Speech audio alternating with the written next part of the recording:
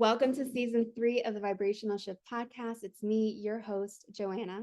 I'm excited to release this season. Every week, I'll be dropping new audio and video episodes with seasoned practitioners in the healing space from across the country. For those of you that are new to me, welcome. I'm the owner of Luna Serenity, a wellness business focused on helping you find your way back to self-love through meditation, yoga, breathwork, sound healing, and cacao circles, and community-centered retreats where you can come home to yourself. I'm a first-generation Latina, daughter of immigrants, and as a mother of two, my path to self-discovery was set in motion more than 13 years ago. My practices have formed the foundation of reconnecting and reclaiming my ancestral roots. I'm a 500-hour registered yoga teacher with specializations in prenatal and fertility yoga. I have dedicated training in meditation and contemplative practices. I'm an Usui Reiki master, crystalline consciousness technique practitioner, and a sound healing practitioner. For more information on ways to connect, you can get details at lunaserenity.com. You can connect with me on IG and Facebook over at Luna Serenity Yoga, on YouTube now at Luna Serenity Yoga as well. And I'm currently offering a free 3-day self-love challenge in my Luna Serenity community group. It's linked in the notes. It's completely free, and it's for you to jumpstart your self-love practice. If you'd like to purchase an accompanying jumpstart guide, you can get it for just $6.97, also linked in the notes. Let's get into it. I hope you enjoyed this episode with Dante Baker. He's a very talented healing practitioner based in the DC, Maryland, and Virginia area. He also leads us through a beautiful sound healing practice at the end with his Maya drone flute. And I'll catch you on the other side. I am thrilled to have Dante Baker on today. Dante is a passionate, creative, and multi-talented man serving his community through the holistic healing arts. It's Dante's philosophy that people can heal themselves from any physical, mental, and emotional ailment with the correct guidance and application of discipline. I came across Dante through a shared community, I think, because we are both sound practitioners in the DC, Maryland, and Virginia area. One of the studios that I do quite a bit of work at, I had seen that he was going to be there, and I had reached out. Actually, I reached out a while ago. I had almost forgotten about it until I started talking right now. And I feel like we keep missing each other, or we're like trailing one another. You just did an event with the Sunday Love group. I did one a couple months back, and I'm doing one in 2 weeks with them. And so when I was thinking, who do I want on for season 3, I immediately, as I was going through the list, I was like, I want to see if I can get Dante on here. And so this is actually this is our first conversation ever together, and I'm thrilled to have you on the Vibrational Shift. So welcome, Dante. No, thank you for having me. I appreciate it. I know I just read a little bit about who you are, but maybe you could tell the listeners a little bit about yourself and all of the other modalities that you also have as a part of your practice. Yes. So I am very passionate about holistic health. And the way that I look at holistic health is mind, body, spirit. The body is the temple for the mind and the spirit. And the energy that runs through us is our emotions. And it's really important for us to really get in touch with our physical body and all the other aspects of ourselves.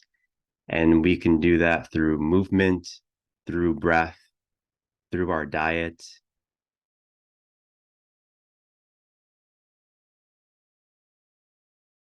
Healing, it could be mantras, it could be a lot of different things. And so my biggest thing is to give people tools. So that's a little bit about me, is really just providing people with the tools that they can use to help them with all the stresses that's in their life. Like, I mean, we have so many with relationships, with our work, with what's going on in the world. And so we get stressed out about, our nervous system turns on. And at the same time, there's so many tools out there where we can shift our vibration, shift our energy to allow ourselves to process what's going on through us. So that's my mission every day. And can you tell us a little bit about the different modalities? Like, I know you through sound, but I've also seen some of your other offerings that you have in your repertoire. Yeah. So personal training is what I started off with. My mom was a big influence with that. She was a personal trainer when I was really young. She worked at this all women's workout gym. And so um, I did a personal training since I was like 18. I'm 34 now, and did it all through like for like 7, 8 years at one gym at the YMCA. But then within those 7 years, I saw how people needed a little bit more with their body. People were really tight and had a lot of issues. And there was another personal trainer who was a massage therapist, and he influenced me a lot. He was really helping his clients, and so I was like, okay, I want to do massage therapy. And massage therapy is what I went into. And that opened up to other modalities. There's people who were doing Qigong in my massage class. And so I was like, wow, I want to understand that. And so I went to a Qigong practitioner that was in the area in Silver Spring. His name is Nianzo Lee. And then I also wanted to get a little bit deeper into the energy of the body. So Tui Na is a Chinese form of body work. And I did that for 9 months. It was a 2-year program. I didn't get to finish it because of financial reasons, but it did open me up to just more qigong and understanding like the basics of Chinese medicine. And so after that, I wanted to do yoga. So I took my yoga training. I went to Mexico and did like this big, like immersive training for 17 days. Morning, like I got up at 6 or 7 a.m., did my neti pot breathing practice with them, and then all the way until the evening time where we would read the Bhagavad Gita and go into philosophy. And so I thought the yoga was really amazing. Doing like that extensive immersive training was nice. Um, but I talked to a fellow yoga instructor. She said that if you do like an immersive training like that, then it's good to do like a longer program. So I did my 300-hour with Beloved Yoga right at the time of the pandemic. So like at Mm-hmm. first we met in person, and then everything shut down. I was like, okay, we're gonna do everything online. I'm like, okay, not exactly what I wanted, but I did it.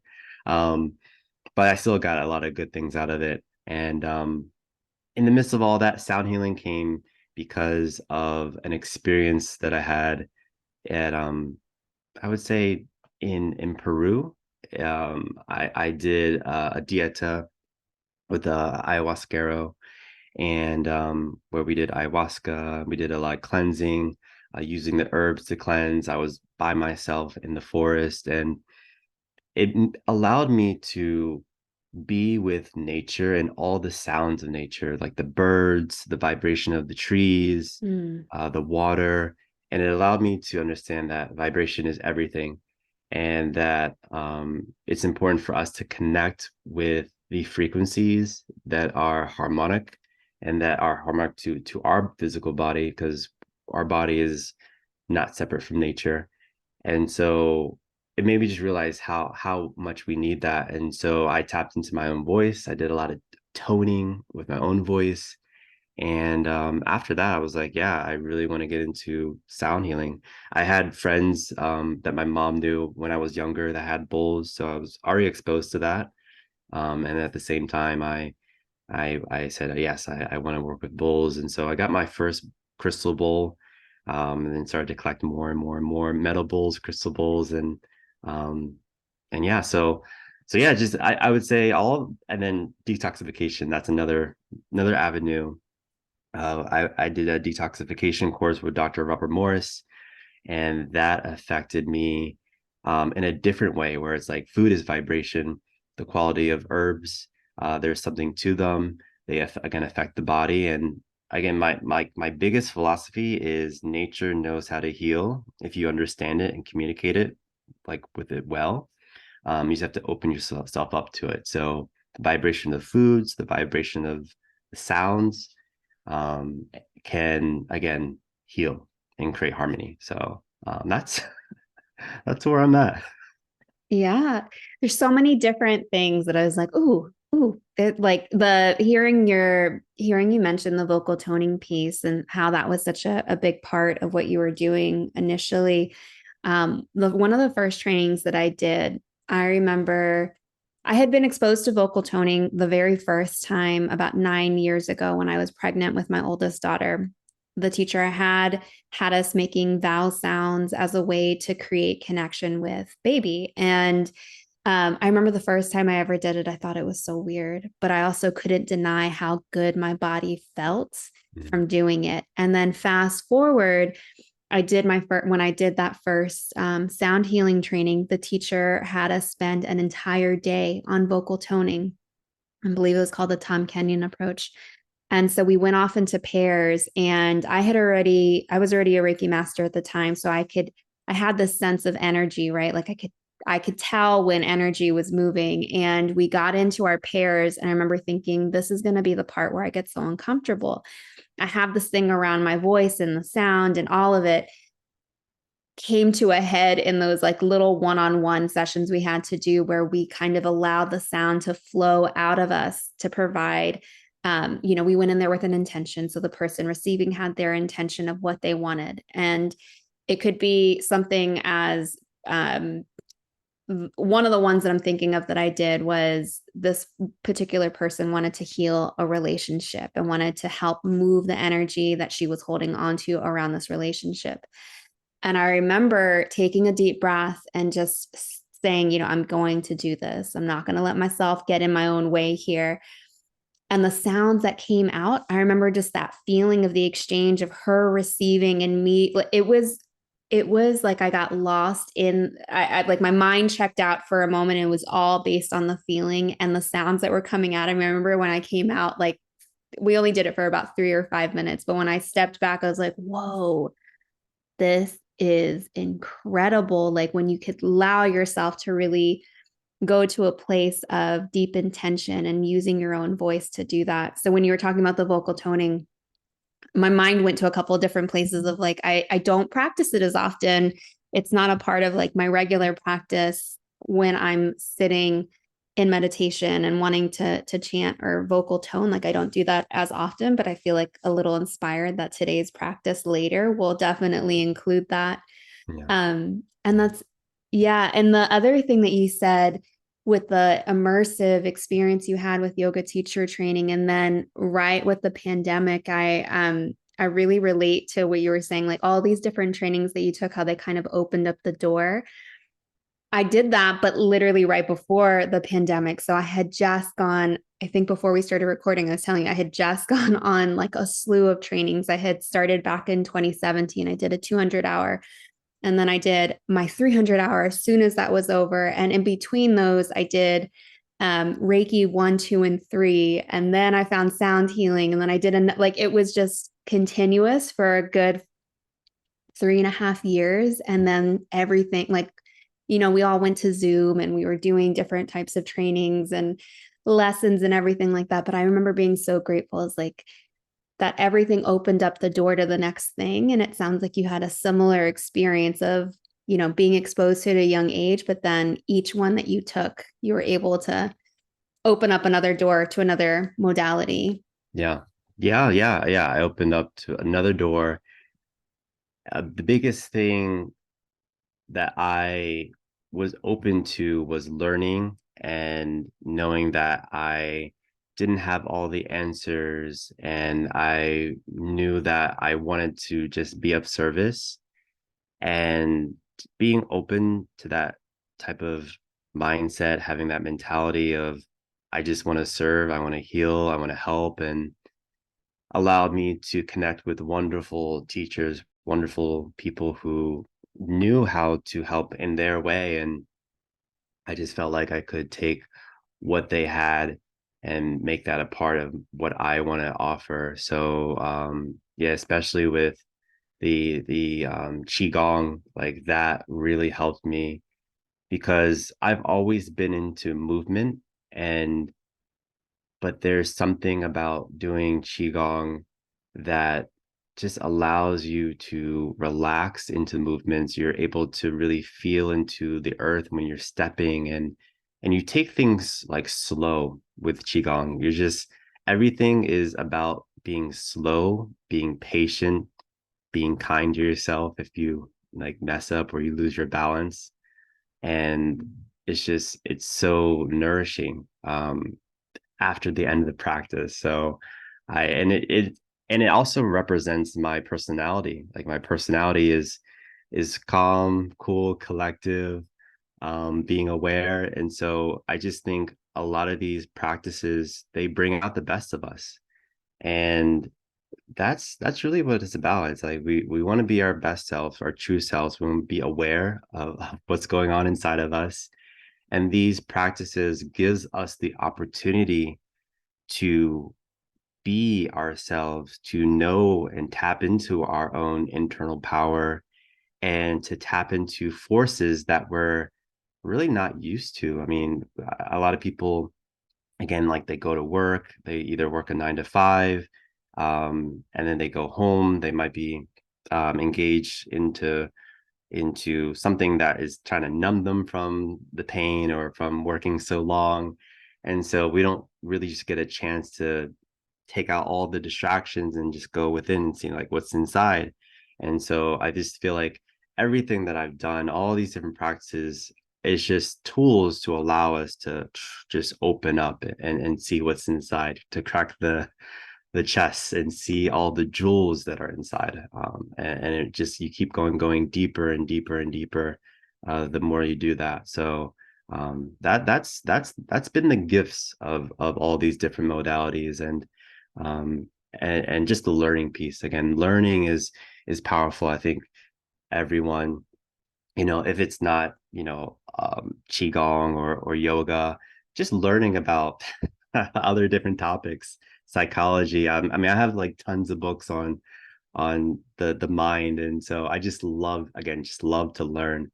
And I think learning is a process, and when you like start to really immerse yourself in stuff like this, then you have opportunities to apply it in your life. So it's beautiful. Hmm. So, one of the things that I love asking folks when they come on is if you're able to point to a time in your life where you knew that you needed a shift and Mhm. how you knew that you needed it.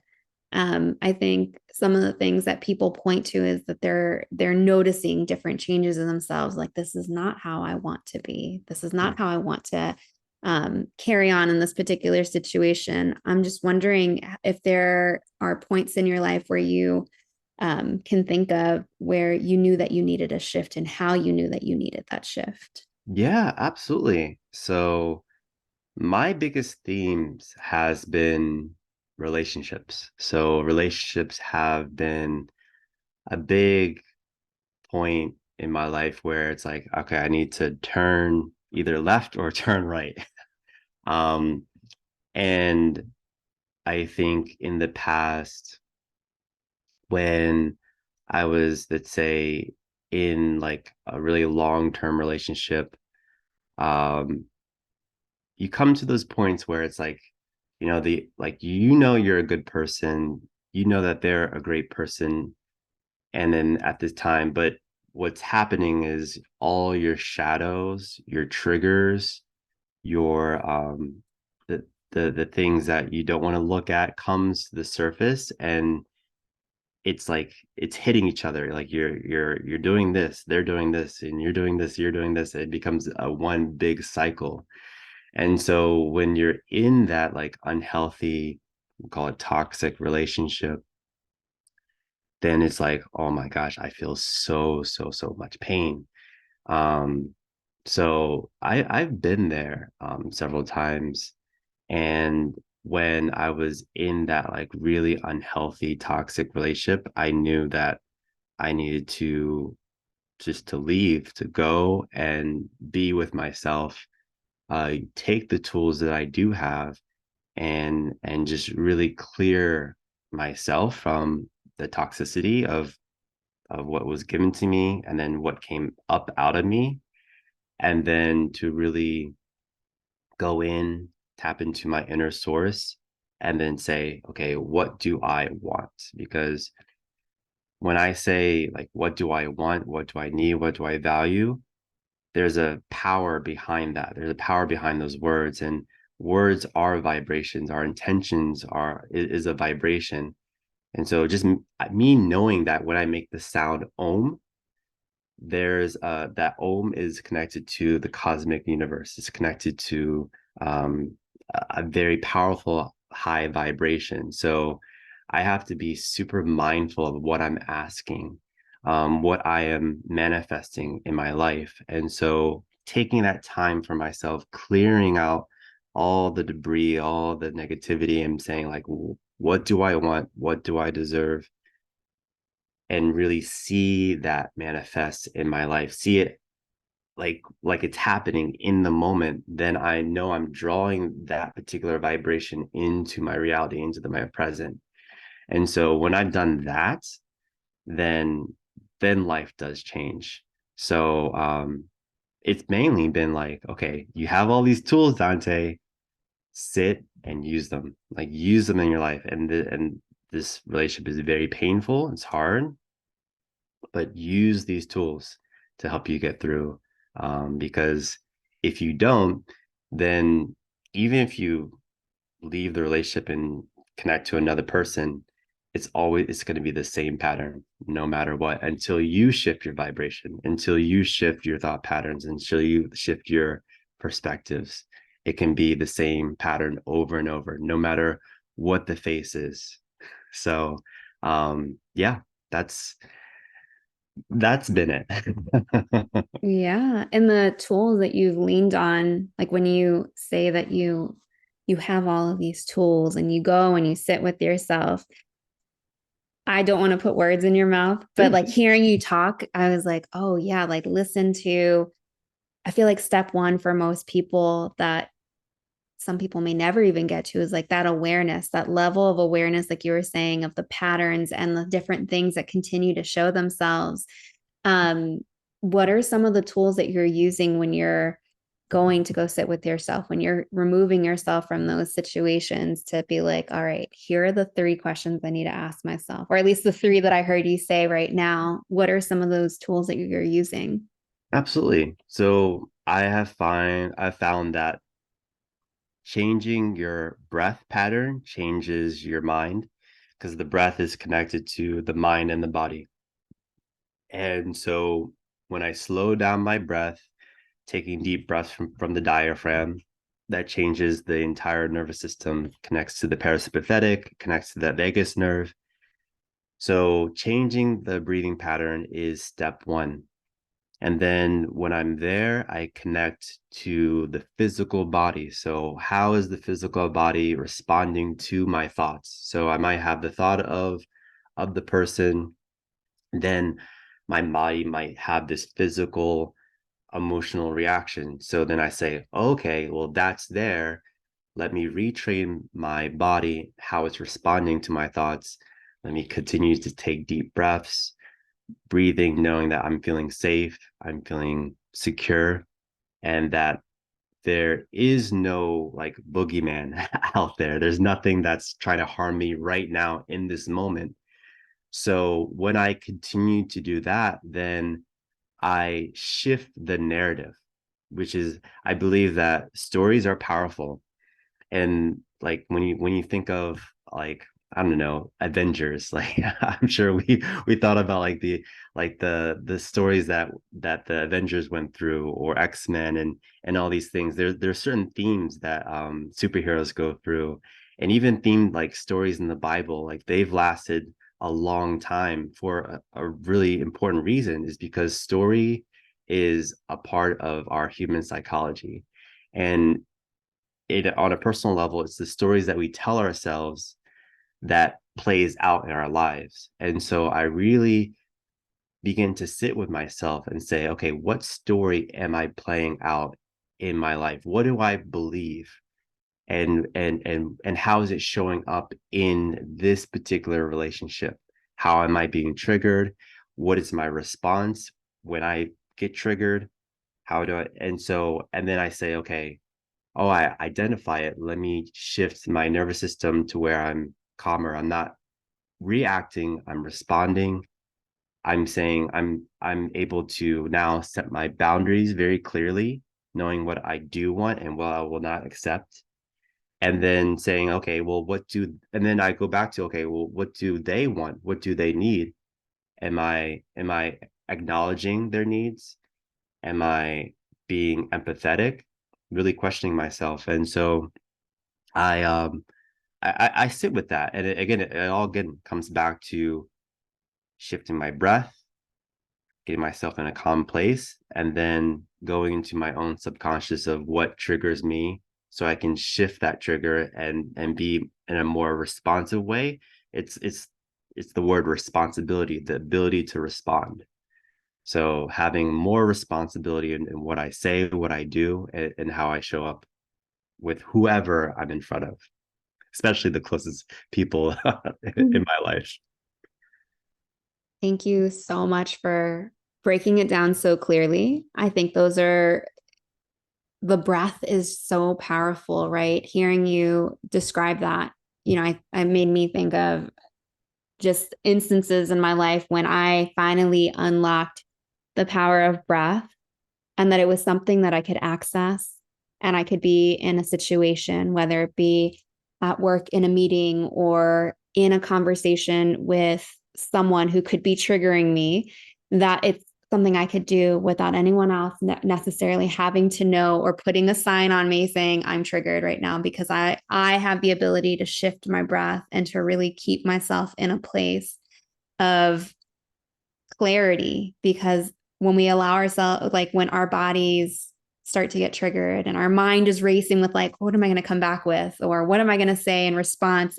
Everything you just mentioned, I thought was like beautiful way to think about how when we are able to calm the breath, identify what that trigger is. I love the way that you said the responsibility. It's like giving you yourself the chance to actually respond without coming from a place of being heightened, is what I think of as like, I've been around many situations in my life where you see two people are just having that kind of back and forth where they're not giving themselves a chance to just take a pause. Literally what we hear growing up, like take a deep breath. Mhm. But it carries so much more weight now after, the last like 6-7 years where I've really dove into this. It's like, man, they were telling me this all along and I just didn't even realize the power of the breath. Like take a deep breath. Mm-hmm. Take a moment for yourself, gather yourself, because the breath has the ability to do that. Right. So thank you for sharing that, Dante. Okay. Before we shift into the practice, I'd love to maybe have you talk a little bit about how people can connect with you. What are some upcoming offerings that you have? This is your time to share it with everyone. Thank you. Thank you.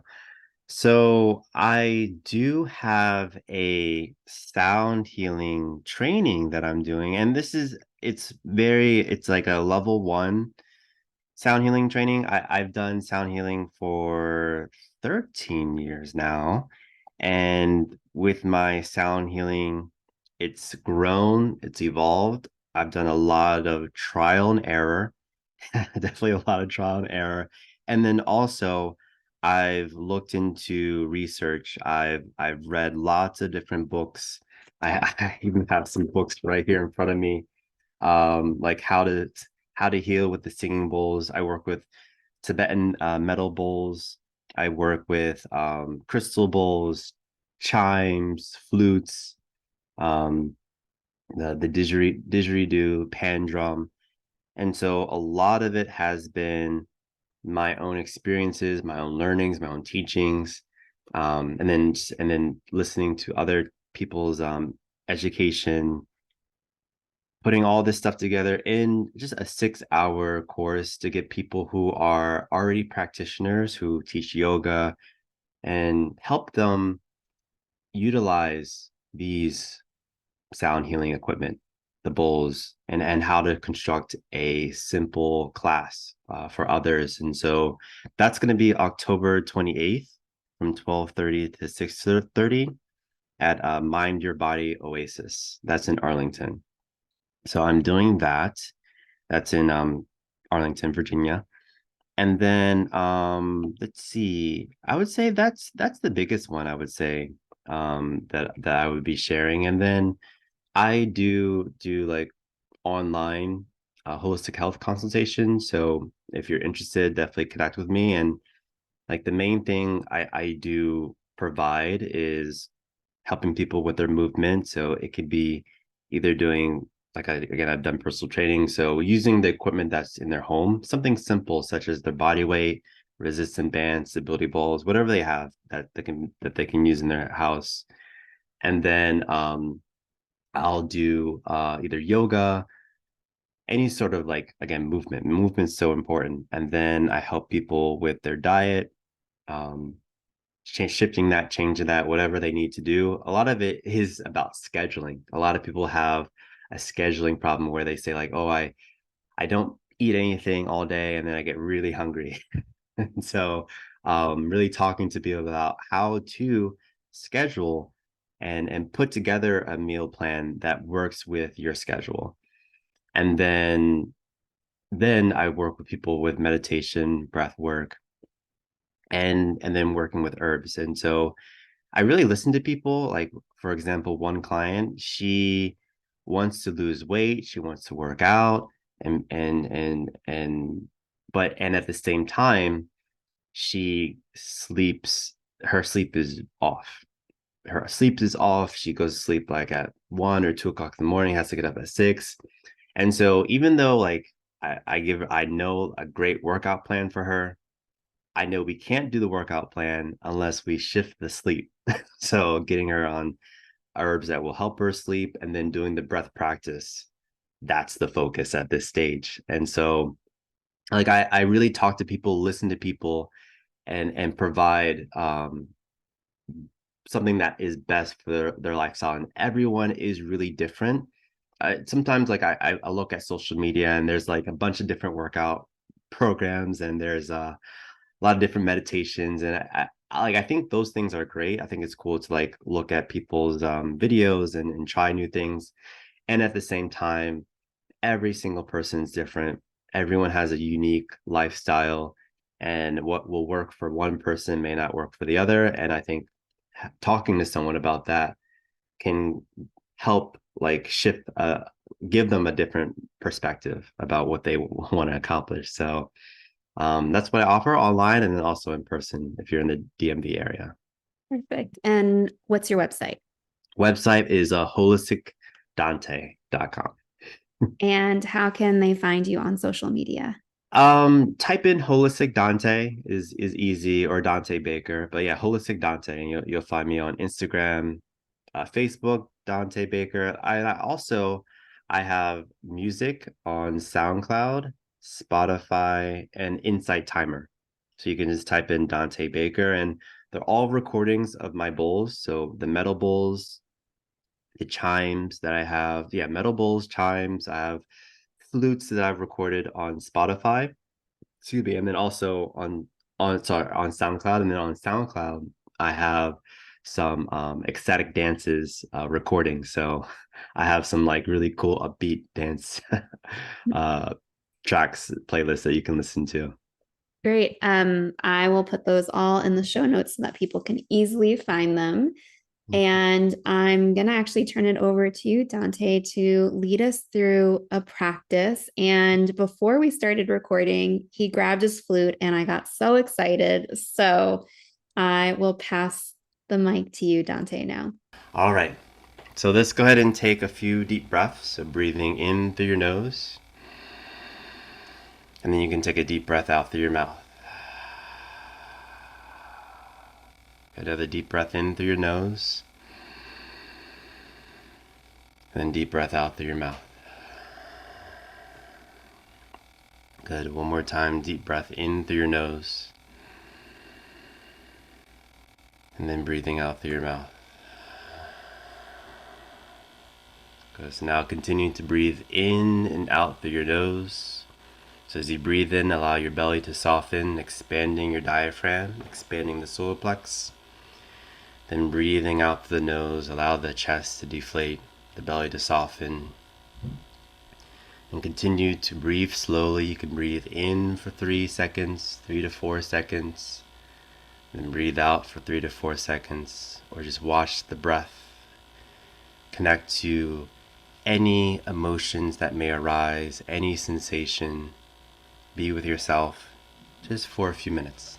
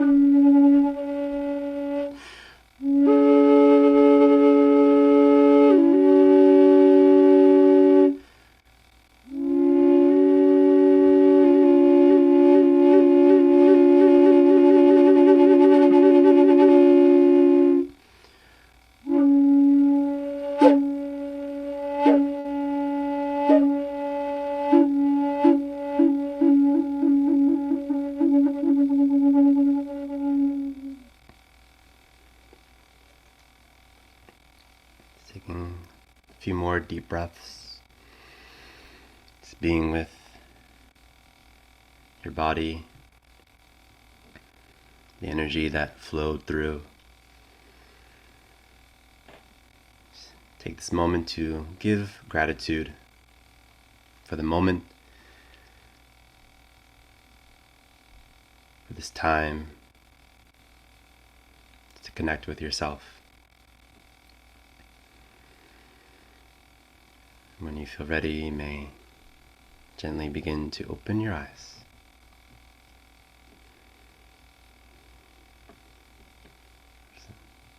Thank you. Thank you so much, Dante. That was beautiful. You're welcome. You're welcome. Thank you. My pleasure. Thank you for joining me for this week's episode of The Vibrational Shift. Be sure to tune in next week for my conversation with April Curry. She's an Akashic Records reader. She's going to tell us all about the records, how she started reading them, and is going to guide us through a beautiful meditation and practice of being able to tap into our intuition and to speak to our higher selves. As always, I love to hear from you guys. Be sure to reach out. I'm at Luna Serenity Yoga on Instagram, at lunaserenity.com, and I will see you next week.